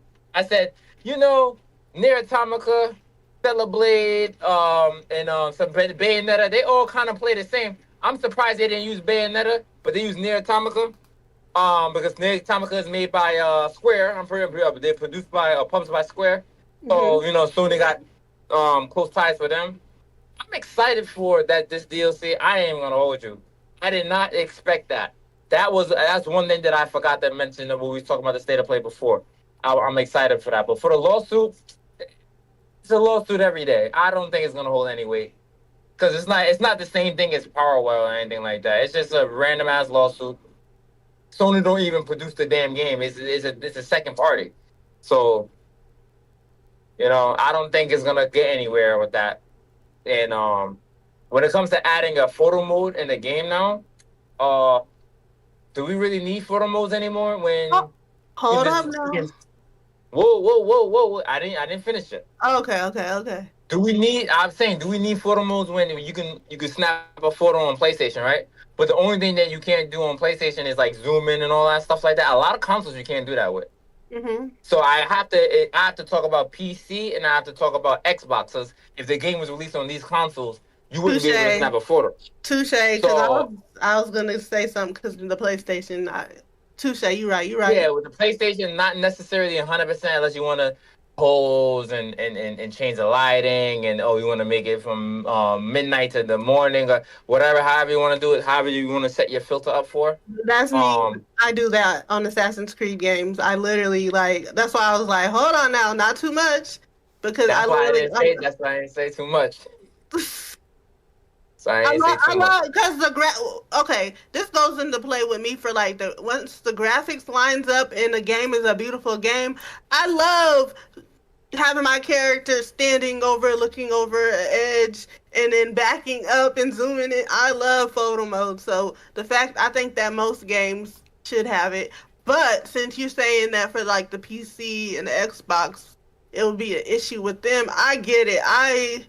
Now that I have to think more broad because I do have a PC and whatnot, I have to get out of just being in PlayStation head because I always think of most aspects of gaming with PlayStation. But dang, they didn't have it where you could do photo mode on PC. See, that would break my heart because PCs have such amazing crisp graphics. I'm pretty sure you can do photo mode on it, but it's not as they had to add it into the game. You could just do it because you're on a PC. You could do anything you want on a PC. Yeah. Xbox has a screenshot option too, not as clear cut, and then Sony has a share button which ends up like a screenshot. So a lot of the games, one game that I used to do it a lot with in the beginning, which I never even posted or did anything, was Gran Turismo 7. I used to use photo mode on that game. That's a beautiful game. with the PS5 Pro, you got ray tracing and everything in there now. Now you can take your pictures in photo mode. A lot of games don't have photo mode, so them adding photo mode to Stellar Blade, we already know why they did that. Everybody's gonna try to look at the yams and stuff like that. So that's why they added that. That's why they added that in there. I'm pretty sure because that's all you've seen online on Twitter. Everything Stellar Yams. They didn't even say Stellar Blade. They said Stellar Yams. I think that's why they neglected to have it at launch too. So that way they won't have like the upworld of photos of the Stellar Yams. You know what I'm saying? Like it'd be focused more on the game instead of the Yams. Exactly. That would have been bad press. So now they're adding it now. But yeah, I'm glad that they added the photo mode. I mean, who's gonna use it now? I don't know, but it's not it's not like it's a new game now. Everybody ain't seeing all the yams now. So see, that's why y'all. Hold on. That's why y'all don't have the freaking. Some decisions I'm happy there's a mixed group of people to help make them. Photo mode is meant to like get y'all just oh Lord. This makes me think of the Black Ops shield feature that they got. Y'all can't get nothing nice, can y'all? Without making it something else. And it's like y'all can't help it. And I'm not saying just men, because some females be into that stuff too, but y'all just make me laugh. Like, cause I'm over here fresh-eyed, all excited for the wholesomeness of it, and then here you go, yeah, we can zoom in on them tits.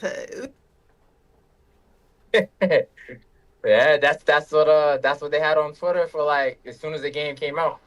Yes. Y'all want to dive into this last topic with me? Yeah, because I think I got some breaking news, but this is from yesterday. Oh, let me dive in. Whoa, what's the breaking news, Freddie? Yeah, because, What's the breaking news? And he over there deep invested in what he's investigative reporting, Freddie. Drop the tea, Freddie. Okay, we can. So, okay, I'm still making sure this is legit.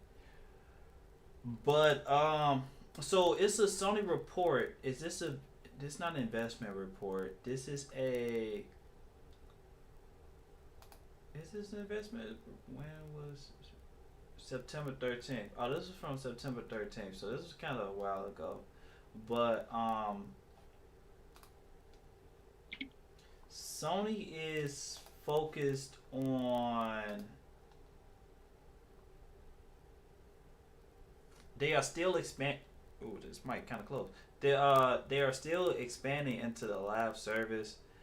They want to grow the game revenue beyond console, which would pretty much be PC and probably movies too. 116 million PSN monthly active users reported, and it's saying this is from Hunter, next gen player on Twitter. It's saying that areas of focus include DEI and game accessibility. So those are paraphrasing of it, and then I'm looking at the reports and this look official. We probably should have talked about it last week because I'm just now seeing it now, but let's look into this more. I guess we can have more of a conversation on this next week because I gotta research this a little bit more, but touche. Okay. Yeah. Let's go to the next topic. I gotta research it a little bit more. Okay, this is the final topic, and it's actually pretty, something I feel like should have been a thing, and not just in California, but a law passed in California that obligates digital purchases to notify customers that they are buying a license to the digital product rather than owning it.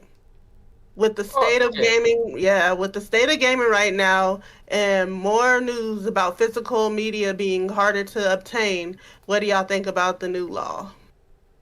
This is only in California? That's crazy to me. No. We all know when we buy games digital that we don't own that license. If we're not online, we can't play. If we don't game share or whatever, the person doesn't have something, whatever, we can't play. that's why a lot of the times I tend to buy both. Like if I'm game sharing, which I game share already, I buy the physical copy regardless, no matter what. On top of the digital, I don't care. Yeah. It looks nice on my shelf anyway. I like to see all the beautiful game cases. But besides that, it's the same thing with the music industry, same thing with the movie industry. If I want to go watch a movie that I ain't seen in a long time, I gotta hope that the pray to God that is on subscription. And the same thing goes with music. I had to hope that it's on Apple Music or something like that. Do we want that for gaming? Do we want that for gaming? Hell no, we don't. We don't want that for gaming. We wanted to be able to own our game, play our games whenever we want, because games are a work of art, and we paid this much money for it. We pay more money for the games than we do movies and we do music. Mm-hmm. So why the hell you telling me you're buying a license and then you're gonna hold on to the shit? That don't make any sense to me. I don't like that. Legit. So I'm 110% against that. 110% against that. I've been against it forever. If anybody ever watches my first YouTube videos, I've been against it for years. Since I was 13 years old, I was against freaking buying digital games and not owning your game. And then guess what, guys? We're gonna take this game off the store. So if you don't have it downloaded, like give you an example, Mario 3 All Stars, you can't buy that game on Nintendo Switch on the store right now. So that's why the physical copy of that game went 10 times up, because you can't buy it. It's like almost like purposely inflating the price of the game. No, I'm not with it. I'm not with it at all. I don't like it. Yeah, I'm same thing. I think this is a step in the right direction. Yeah, it's a step in the right direction. It still doesn't solve the problem that we having, but I mean, notifying people that you're not actually owning these products is a step in the right direction. That's really all I can say about it. Like, y'all know me. Not having a disc drive with a console is crazy work to me. No matter if Xbox do it, no matter if PlayStation do it. Steam get away with it because they are PC, and PCs are PCs. You know what I'm saying? So, but consoles, if you use a handheld, okay, cool. A console? I don't care what the stats are. Physical media is important. Owning your stuff is important. And yeah, that's all I can really say about it. I still buy physical games sometimes. Oh, and then another, like, I still have yet to. Thank you, predecessor. I still have yet to play The Last of Us Part 2. And I got that physical copy. I got it for like $10 physical copy. So if I was to get a PS5, no, PS5 Pro, right? Let's just say a PS5 Pro or a new PS5 Slim. I would have to spend an additional $80 so that way I can play Last of Us Part 2 on that console. I might as well just buy the game over again, because I'm literally spending more money to play the game again, to have access to the game, because I failed at playing it on my own console. You can give it to. I guess you can put me in that. That's maybe a me thing, but at the end of the day, not a minority of people are actually playing these games and beating them. You know what I'm saying, when they come out. Most people do not do that. So the fact that y'all are nickel and diming to even the casuals, where they most likely they will have a collection on this. No matter what the numbers are saying, it's just I feel like it's definitely a cash grab. It's good to have the option of having a disc drive, but that should be included to the system. I think it's a cash grab. So yeah, physical media is important. It needs to be here. Yeah, that's all I gotta say about it. I think it's an atrocity that they don't even, and I said that wrong, but I think that is wrong that you don't own the game. Like, when you think about how much you pay on a game, that just makes you put into perspective how important physical copies are. And that's all I'm going to say about that, because Exactly. I'm glad you said that. Like, games went up in price. I know everything went up in price. Games went up in price, but you still like they went up in price, and we are skipping ownership of the price of the games now. That's like somebody getting upset with you playing the game. Let's say you had a physical copy and they're able to come knock on your door and give me that game. Like, no, I bought this. If I pay the same amount as somebody that pays for the physical copy, I expect to own my game. This is what I was talking about. Like back in the day when you had a Nintendo 64 game, you paid whatever price you paid for a PS1 game, PS2 game, whatever. You plugged it, you put the game in the system, whether it had bugs or not, you still played the game, right? Nowadays, it's not that. Now it's all even if you pay $70 for the game, you're getting a broken game, and on top of that, hey, any minute we could just say, we don't want this game online. Concord, right? Concord, you just paid money for Concord, right? Digital. A lot of people who bought the game digital or physical, or however they bought it, they had to get their refund back because now the game is offline. Not to say that game was only digital, but when you buy games digital, this is what happens. So, and then when you buy games digital, you have a deluxe version, a regular version, and a premium version. So, like, you're not gonna ever get the benefits of the premium version or the ultimate version of the game if the game goes under and they didn't want to sell the game no more. So, Legit. with licensing, yeah, like licensing and everything like that, it doesn't matter. It doesn't make sense. You don't get the benefits from it. So you might as well just buy the game regular. I buy the game twice. Don't be like me. Anybody who's listening, don't be like me. I buy a game twice. I'll buy it digital. I'll buy it physical, and I'll leave the physical version sitting there in the plastic forever into the end of Earth.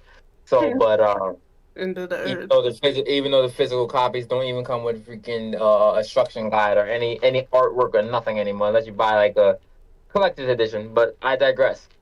Mm-hmm. That shit is crazy. That's crazy. And at any moment they want to do that, they say, you know what, Fred? We're gonna raise the PlayStation Plus $20 extra. So that you got on PlayStation Plus, you don't got it no more because it's digital. You don't own it. You never owned it. Or even if you have even with the disc, sometimes with the disc, the disc is a license to play the game. You still got to download the shit. There's a lot of games that you just download the game. Yeah. You don't even do anything. You just put the disc in and just download. And that's the main problem too. It's not even just physical media itself. It's the fact that the art isn't on. It's not physical anymore. Even if you have a disc, it's not on. It's not on the game. What was that game that came out that said that the full game is playable on the disc? It was a recent game.